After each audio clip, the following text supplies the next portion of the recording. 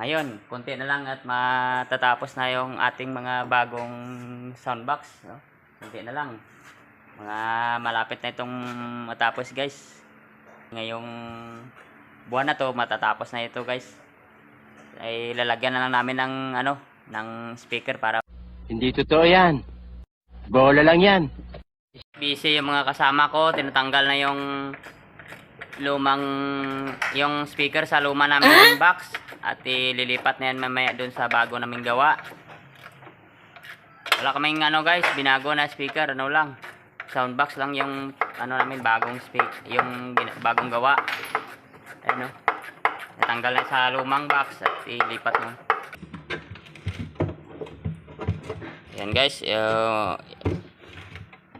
yung aming speaker.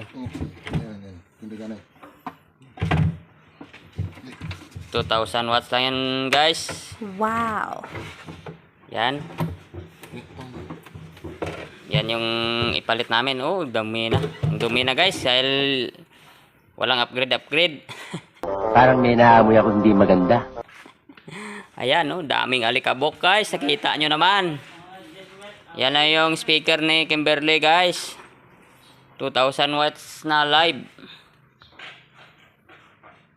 At mamaya itatakod na namin yan sa bago naming soundbox.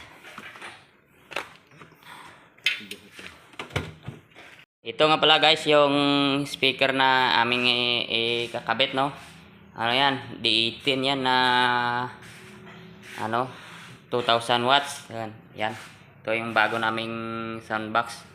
Abangan nyo na lang dyan sa Kansadan Tubudan yung aming unang booking sa October 1 and 2 guys.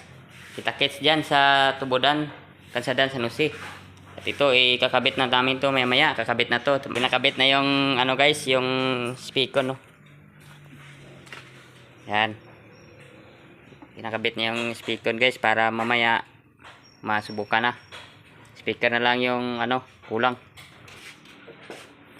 So, ito na pala yung lumang box namin. Wala na yung wala nang sulod kasi tinatatanggal na namin at lilipat sa silo doon sa isang box. Yan guys, so bago namin ikabit, itratrapuhan muna para nga mumukhang bago naman.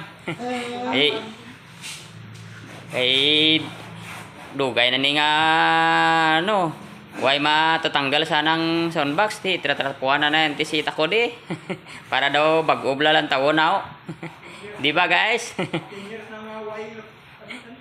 Pulo ni katuig nga way na na punasan kaya ngayon lilimpyuhan na guys bago takod sa bago naming soundbox